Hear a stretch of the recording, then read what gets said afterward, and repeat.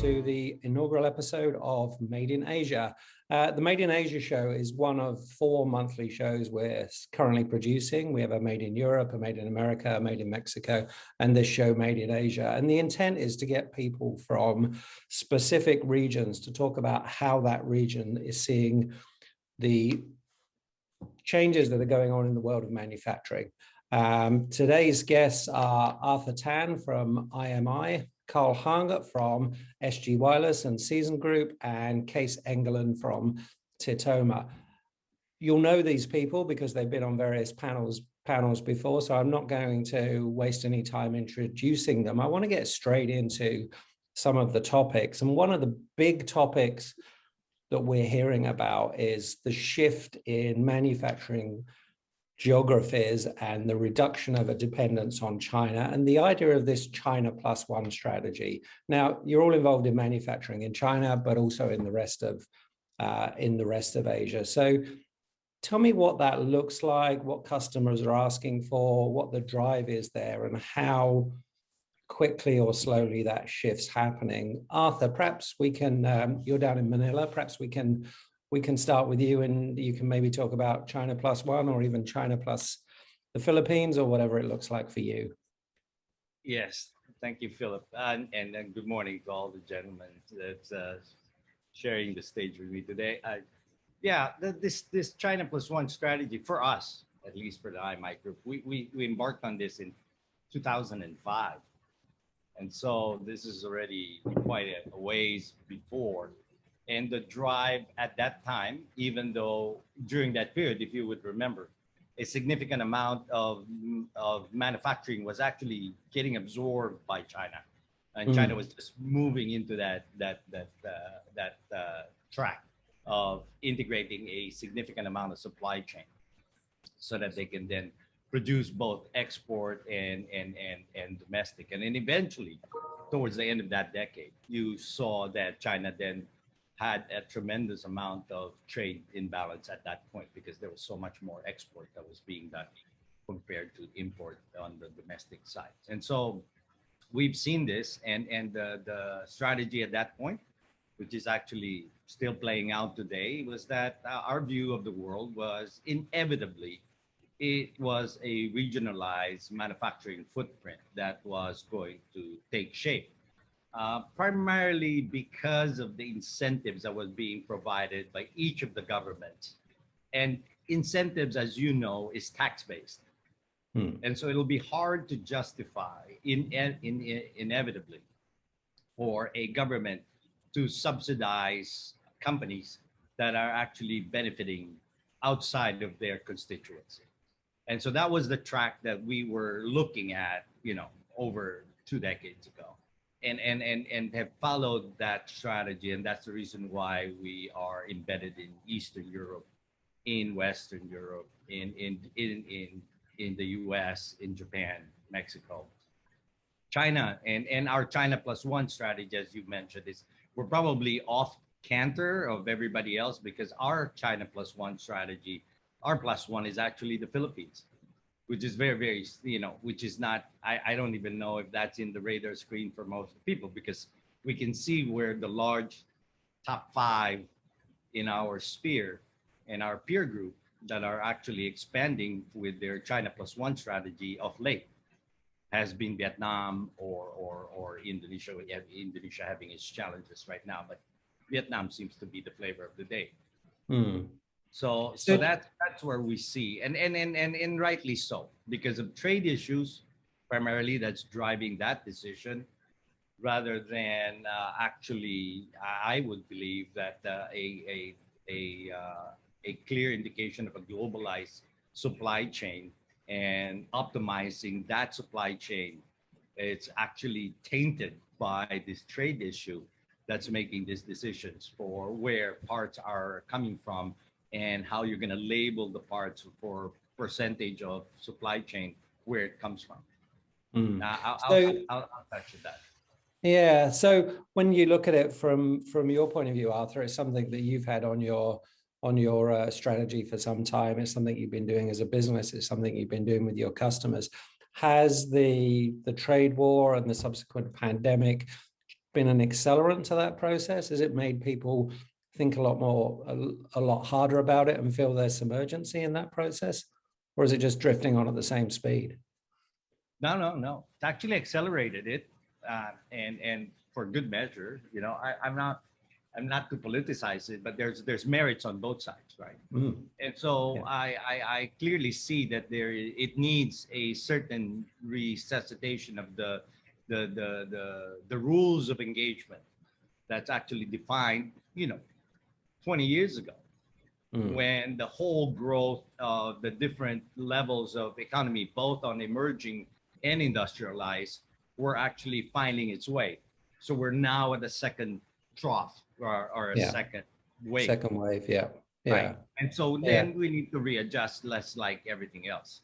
And I think that's promulgated by what these trade issues are happening right now. Yeah.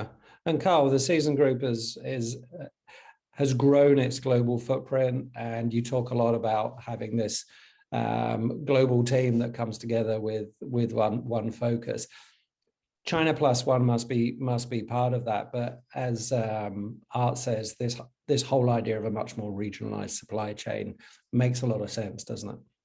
Well, it does, and actually, I'm very, very proud to be on the same panel as Art today, because a lot of our strategy is following in IMI's footsteps and itself, because we've been interacting as competitors for a long time, and we've always modeled ourselves after IMI's growth. Because overall wise, from a lot of Hong Kong and China-based companies, they've never really ventured outside of China itself. It was only after the US imposed the tariffs that they've all started to expand into the rest of Asia, into the likes of Vietnam or Penang, Malaysia, right now. So we were a bit earlier than our other competitors in this region, having set up Penang for almost 14 years now, and then most recently in Mexico as well too. But one of the key things that we've seen, it's numbers. The numbers just don't really add up, where you've got a population of 1.4 billion people in China. You can't really move production to the likes of a Malaysia or Indonesia or Vietnam, and that's settled, because you add those three countries up, plus Philippines, you're talking maybe 500 million people only. You still don't have enough workforce to supply to the rest of the world. So that's why for us, we feel China Plus One is very central, because just the logistics behind it, you can't move all of the supply chain out. PCBs, LCDs, batteries, it'll still be in China. So for our play, it is a regionalized approach, but we still need China to be a central part of it, because that's where the supply chain is. We get the best price, the best technology out in China, except for ICs, but everything else, China's got the majority of the supply chain locked up on. Yeah, and it's a curious thing. When people ask me about China as it was, I guess, when I first started visiting there 25 years ago and now, and its position as the global engine room for manufacturing, I always say that China kicked down the door with low-cost labor, but they kept it open with supply chain. And the supply chain in China has just developed to an incredible level. And I think, coming back to what you were saying, Arthur, that's part of the reason Vietnam's flavor of the month, or flavor of the year, or flavor of the decade almost, because it has got that long border with China. It does have very good logistics in the supply chain as it goes backwards and back and forth with the various different supply chain elements. So you have got to connect that supply chain. Case, when you look at it from your point of view, you're involved with customers when they're bringing new products to market. They want to get them to market quickly, not necessarily super high volumes. Are they asking different questions in terms of manufacturing geography to that they were asking a year or 2 years ago? Yeah, well, it's clear that China is not as popular anymore because of various political reasons, and yeah, I understand those. And so quite a few people are asking, well, can we also produce in Vietnam, because that's where our main R&D center is, and in Taiwan. I'm sorry. I've been too much influenced by Carl. I myself have been living in beautiful Taiwan for 25 years, and it's always been a really good place to work. And basically a lot of the electronics industry in China was started by Taiwanese firms. So it's very integrated as well. And we have helped some customers move final assembly of some products from China to Taiwan. But then you still take the displays and the housings and some key higher value components from China, because like Carl was saying, the value there is really incomparable to anywhere in the rest of the world.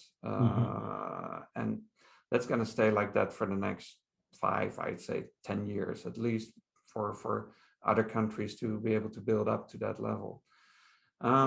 We have also been looking at other countries around Asia, just because we also have a big customer from India, and they were also having some political difficulties with China. And yeah, you can get final assembly and S&T done. Yeah, it doesn't really matter that much where. We've studied the prices in different countries, and Penang seems to be a very good option, although recently the handling of the corona is not so good there. And it's interesting that China's been handling the corona very well, and trade with the US is now higher than it's ever been before. So the ability to handle corona has been quite a factor in bringing back trade to Asia in recent months. Taiwan especially, of course. Yeah, it's been a huge part of it, and it's been fascinating to me. Sat down here in Australia watching the whole pandemic play out and how people have been dealing with it, and it's kind of a little insight into national personality, I think, where you see different countries deal with it. You know, I compare being an Englishman living in Australia, I compare the response here and the stats here with the stats in the UK, and it's just phenomenally different. You know, we're at a point where if there's a super spreader event in Victoria, we see video of the removalists or whoever it was walking around without masks on, because the numbers are so small and they focus in. And then, you know, in the UK, they're celebrating Freedom Day and they're hitting 40,000-50,000 cases a day. And they're saying they're going to stop counting cases and they're going to focus on counting hospitalization. So it's very, very different. Just to go back to the +1 idea and the different countries in Asia, let's just run around the table and give me your kind of top 2 picks for Asian countries that we should be looking at going forward, and why.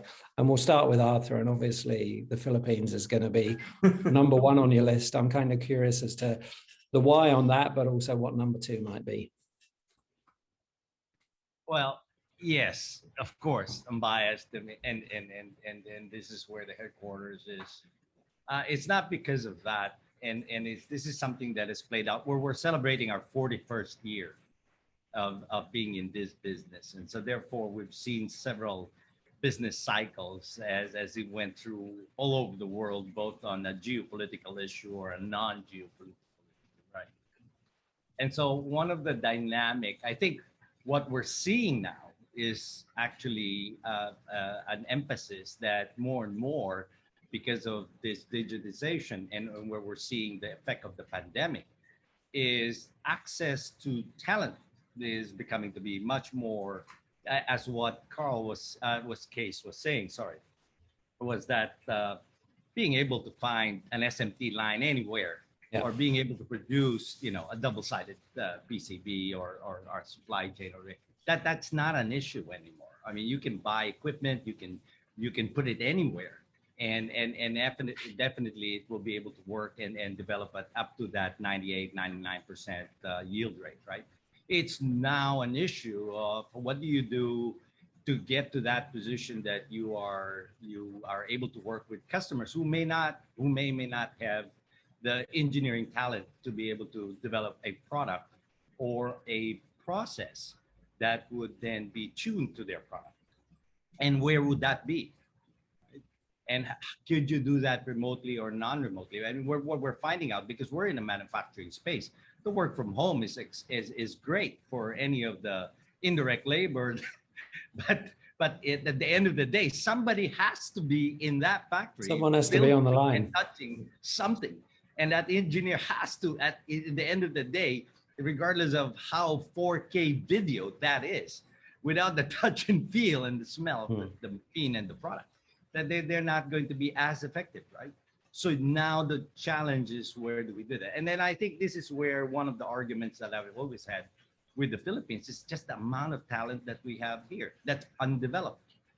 98% literacy rate and 98% English speaking.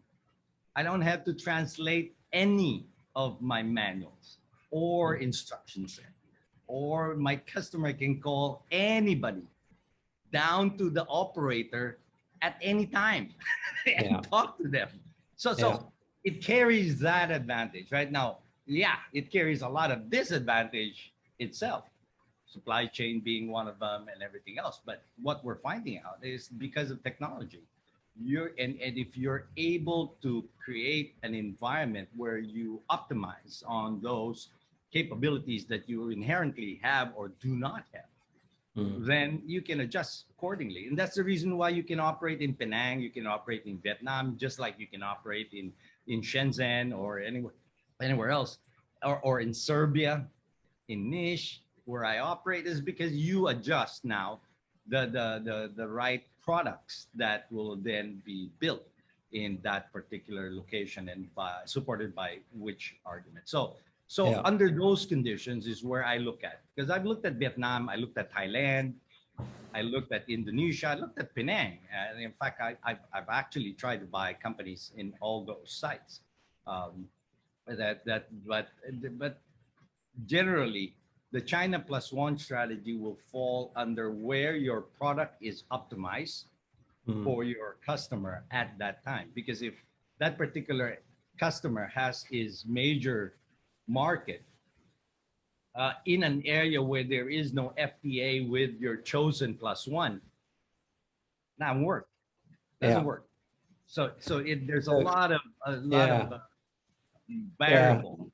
And so no true. I would pick Vietnam, beautiful country. I'll pick Thailand. I'll pick Taiwan. I love Taiwan. I mean, I could live 25 years in Taiwan. I mean, if I could just find the right model of customer that was willing to go, let me produce in Taiwan, right?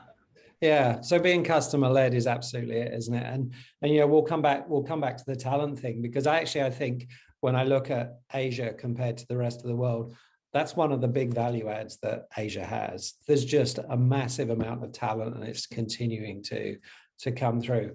Carl, what about your two top picks in Asia, and also touching on the whole talent thing, because I know recruiting in China now is a challenge.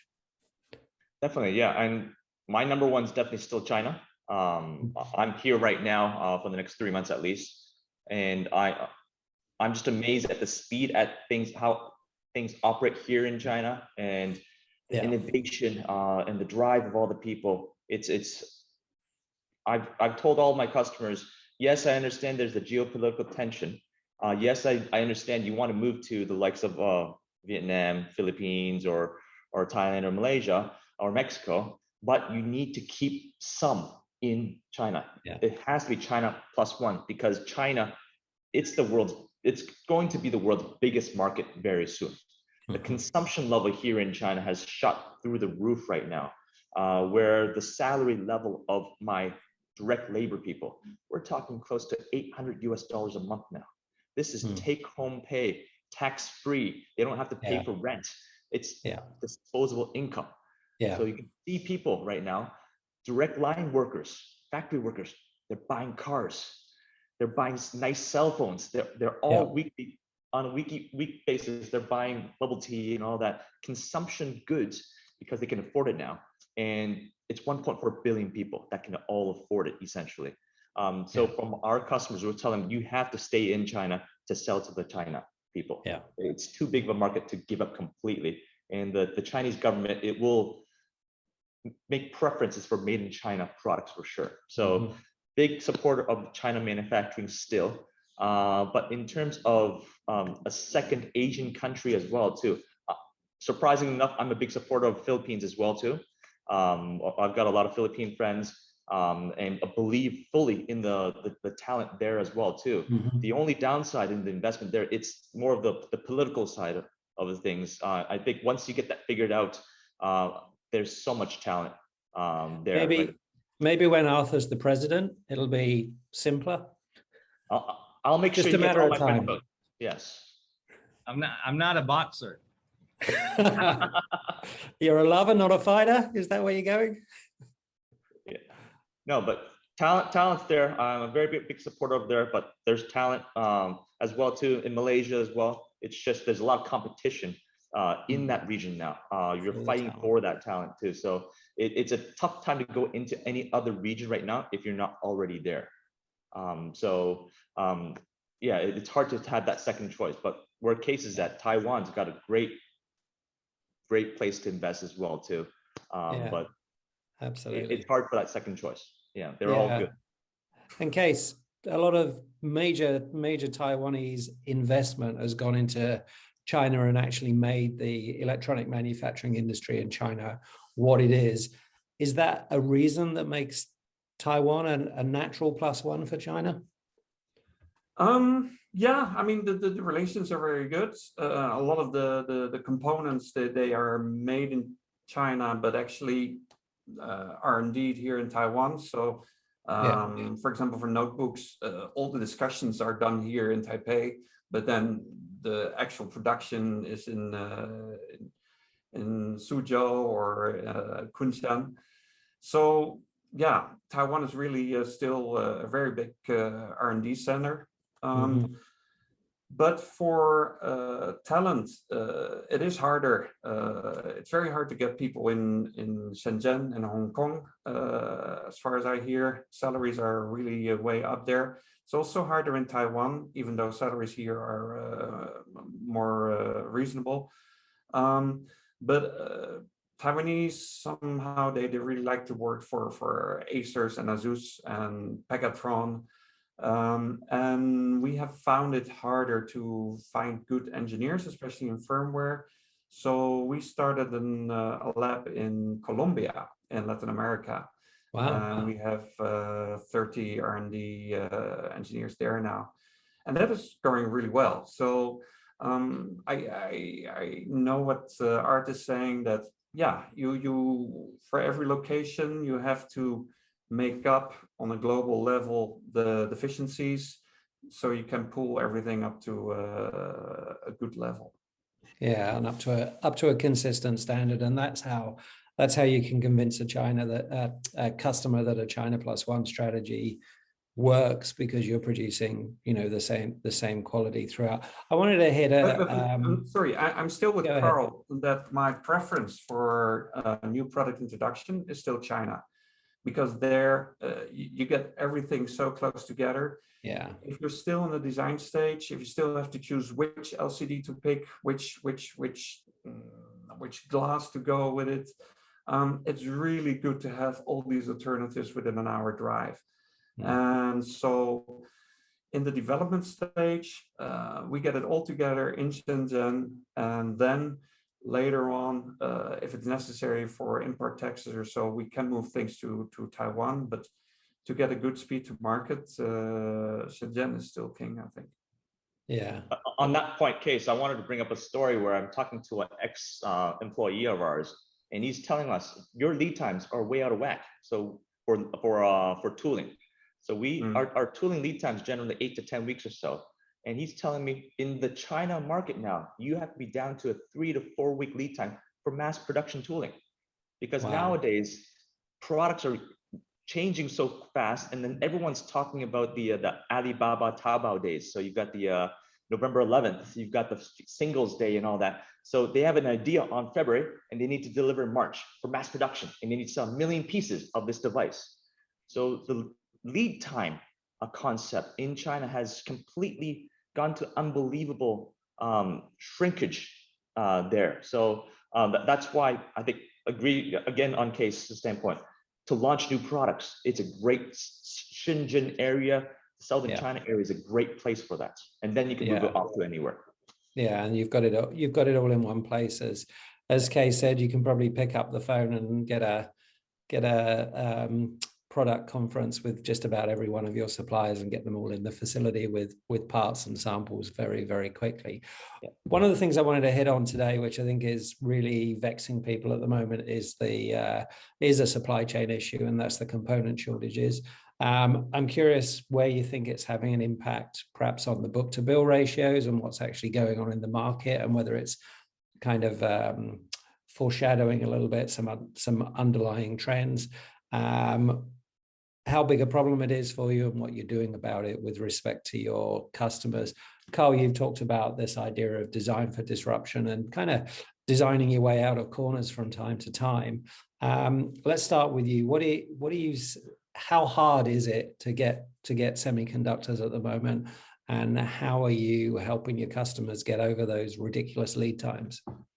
Well, I always like to start off my answers with giving a story as well too. But yesterday I just got told of a customer who placed a PO to us for Q3 of 2023.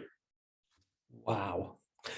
Well, I'm like, this is the longest I've ever heard of. This guy's 2 years out and he's placed a PO to us already, which is great, but nice. It's not sustainable. I think it's very conservative for sure, it's trying to get some certainty in the supply chain, but there is no certainty, because even by placing that PO, it's not as if my suppliers are going to honor that PO at a given time. They can very easily push it out even further later on down the road too. So the order book situation is elongating, which is good in that standpoint, but it's definitely not necessarily a good thing. I think people need to get to a sensible solution where it has to be designed for disruption. If you're looking at a 52-week lead time or a 26-week lead time push-outs, that's enough time to redesign your product, more than enough time. For us, it's 90-day turnaround time. So why don't we redesign the product if you're talking about a 26-week elongation? Because there has been such a shortage of investment in R&D around the world. People have been reluctant to upgrade their designs from PTH to SMT, for example. Now is the perfect time to do that, especially since you're talking about 0605 or 0402s. There's such a big gap in pricing and also availability, where why don't we just respin the board to just the package changing it as well too. All these things now, it's all up in the air that we can discuss because of the supply chain elongation. So it's worked in our favor in the sense. Our design order books have increased considerably because a lot of our customers are saying, now's the perfect time. I can't buy the component anyways. It's 52 weeks out. So let's redesign and build in more options. Let's not rely on one guy. Let's have 3 or 4 guys that we can put into the PCB so that at any given time, you have that flexibility. Yeah. Arthur, is design often the answer, or are you having to leverage a bit of buying power? I was talking to a CEO of an EMS in Europe the other day, and he was saying that he's having to call the CEOs of distribution companies and leverage personal favors and all kinds of things or even get his customers in the automotive industry to put pressure on. What are you seeing and what are you doing? We're seeing everything. I mean, as what you said, the lead times are out there, and so you're getting orders that are, ridiculously out there. So it's just to make sure that they are able to get into the queue, and then hopefully they think that since you gave in that huge amount of blanket PO, that you're gonna drive even more to be able to get their product. Which is, the thing. Like I said, I'm old. I've seen so many of these cycles in my lifetime, and so here's the food for thought, right? Guy comes up to you and gives you a 2-year lead time, a 2-year blanket PO on a product that has a product life cycle of 12 months. You have a 12-month product life cycle for that design, and he's giving you a PO for 24 years, for 2 years, right? Yeah. Not even knowing that the next model may or may not even use that product, that material, right? And so there's got to be some rationalization there, and which is what we try to implement when I go look at all of these. Now, the nice thing about, at least in my side of the fence, is that 75% of my business is over 50% is automotive, and another like 25% is industrial. So then it goes down all the way, and I think I have my consumer side is less than 5%, and so therefore I don't have that 18-month product life cycle problem. So my cars have to be built over the next 10 years, and so they're the ones that are driving my book to bill ratios right now. And so with the industrial sector, a building, once it's actually integrated and you want to be able to make it into a smart building, will have to be supported over its life cycle. Yeah. And so that's another 25. And the next one will be medical and so on, right?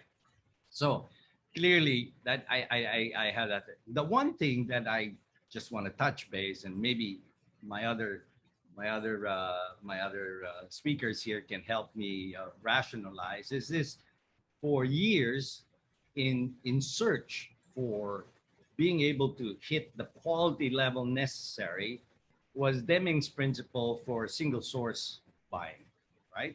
So you develop your partner, you do a single source. And now what we're finding out, because of what's happened with this pandemic, is that everybody is now jumping through the hoops, that if you're a single source and your BOM list is designated only to one, and you cannot replace, because you now have to be able to redesign or requalify, and not having the engineers to be able to do it. And so this now creates that part of the equation, where do you have the engineering network and capability to supplement your customer as you are trying to move away from a single source supply? Because that's the next challenge, right? Okay, this is one you designed with, you qualified, and re-qualifying it for, federally mandated vehicle safety standards is not a walk in the park. No, and it's not an overnight process. But if you're, if you're building, a Hallmark greeting card, and the next connector, the next chip that sings that voice when you open the card is a different chip, then there's no qualification necessary, you just plug and play, right? But we are not in that sphere anymore. The evolution of the complexity of the products have moved to a level where more and more a system is now being built by us rather than a component. And so there lies the challenges. I guess that's my view of it.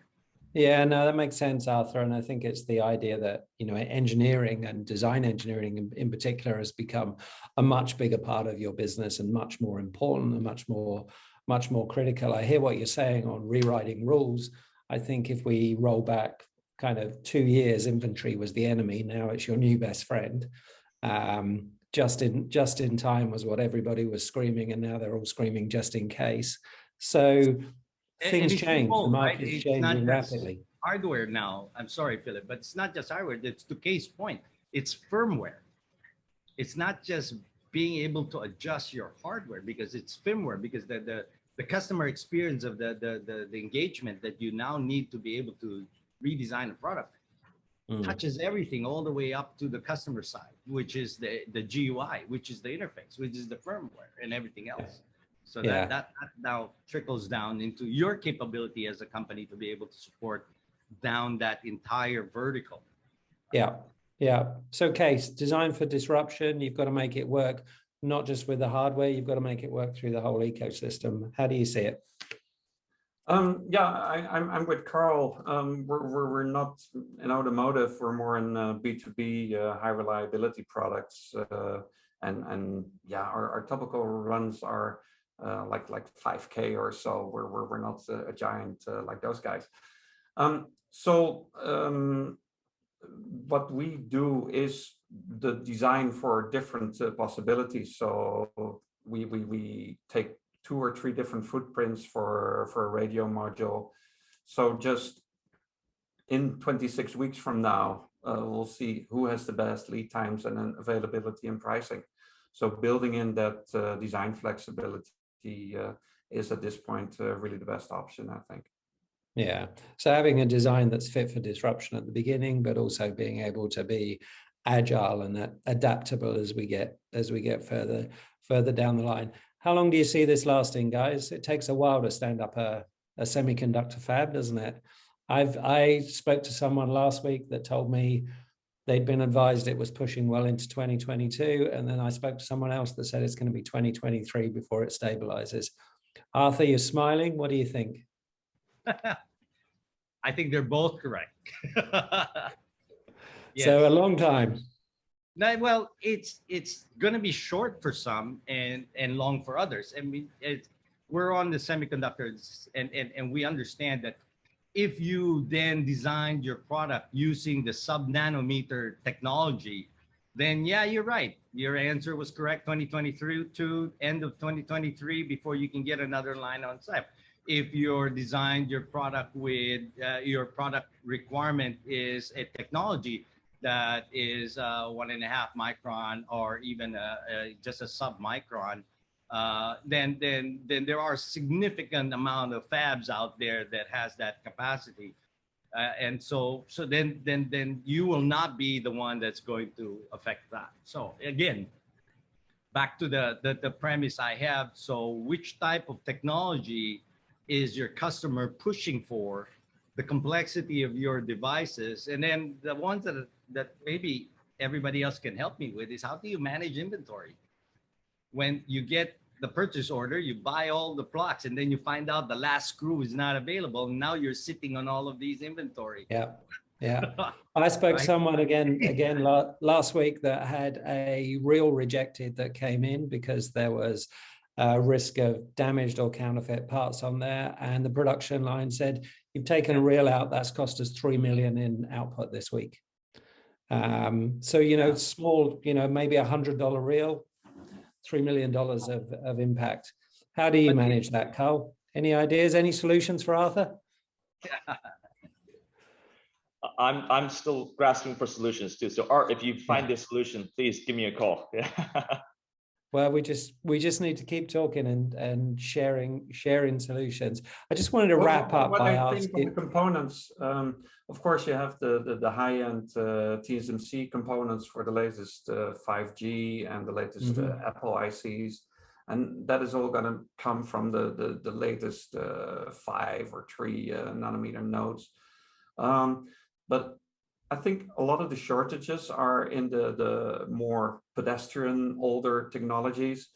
And for most countries in Asia, it doesn't really make sense to invest a lot of money in those kind of fabs because it's sort of dated technology and there's not very high margins. So why are you going to invest a lot? And right now, we're probably seeing a big spike in demand, but there's going to be a glut of investment. And 3 years from now, there's going to be a lot of capacity.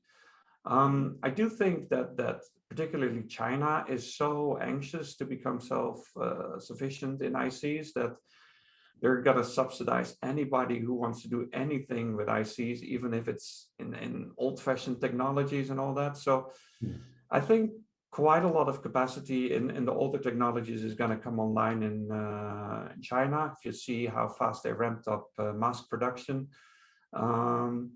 So I think that will be a lot of help also for the automotive sector that doesn't need the latest, greatest ICs for the more established models.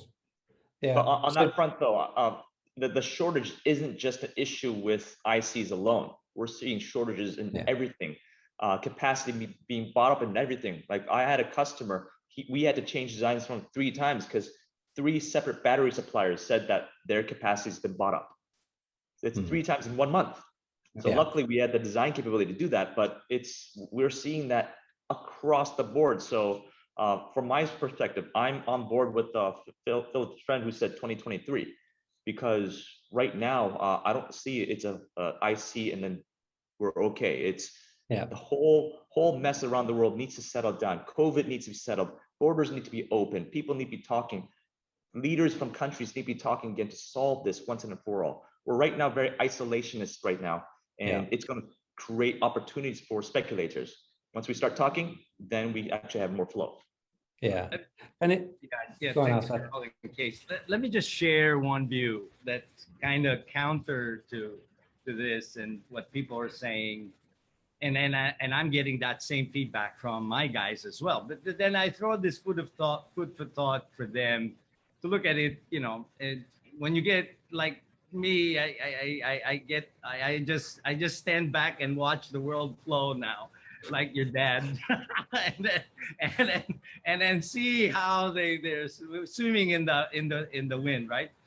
So here's a view. If we look at the demand cycle that we're seeing right now, then all our speculation for the supply side is real, and it's true. Now, what got us there? What got us there was because the pandemic hit, and when the pandemic hit, the services industry dropped like unbelievable, 70% out. No travel, no restaurants, none of these. So now you still have all of the disposable income of the people, but none of these expenses. So what do? People are people.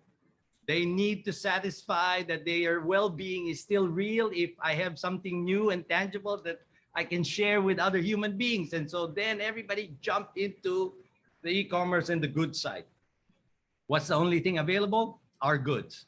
We produce it, and then there's that demand. In fact, the automotive guys called it wrong. When the pandemic hit, they sent out a force majeure to all their supply chain saying, this is going to last forever. I'm not going to be held liable for my orders, because my orders are multiple year, as I told you, on the automotive space.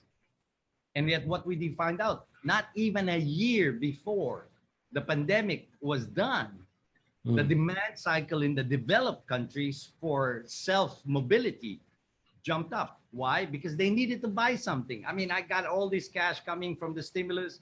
I got all this money I've never spent on watching a movie or going out into a ballpark. And what do I do with it? Well, why don't we get a new car? So you see this. Now, the vaccination process is ongoing on a global basis.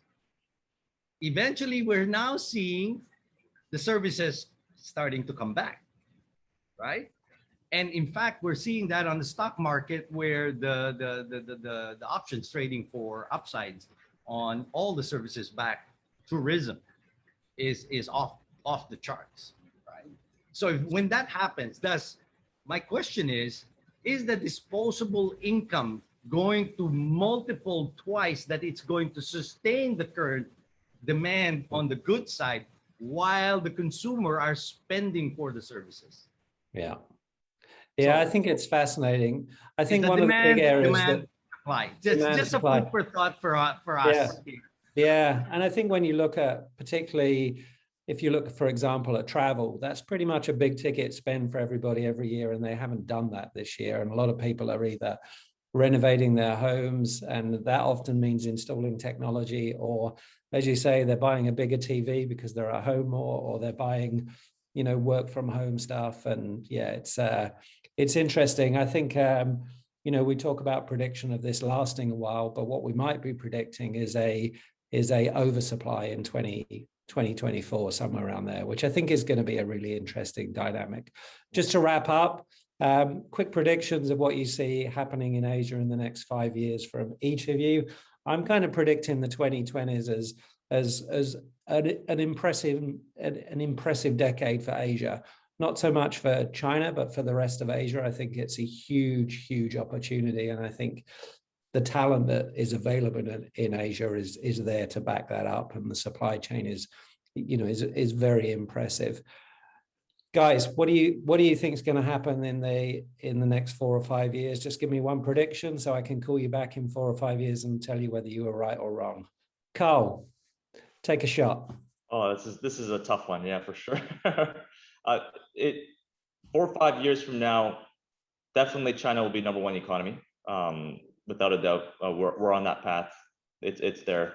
I think the cost of living, talent, salaries will be on par with the US by then, and which will also subsequently mean a lot more opportunities for other countries in Asia to compete, and more opportunities for them to become a service provider for the China market.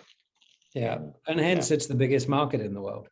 Yeah, You know, that's why I'm up here. On and that parallel with 1.4 billion people, it becomes the most amazing market you can imagine. Indeed. Case, what about you? Give me a prediction. I do think that the China plus one, where the core of electronics is still going to come out of China, and there will be satellites around China coming up and continuing to grow, but I do think electronics is going to stay in China and Asia for the next 5 years, 10 years, certainly. Good stuff. And Art, final word for you, young man. Yeah. Well, 5 years, I'm with you. I mean, I think China will continue to be a very, very significant, large economy. Will it be the largest? It's a touch and go. We're seeing that if the penchant continues, that there's a rationalization on the rules of engagement for how the economies are going to deal with each other, then there's going to be tempered growth. And rightly or wrongly, $40,000 of disposable income.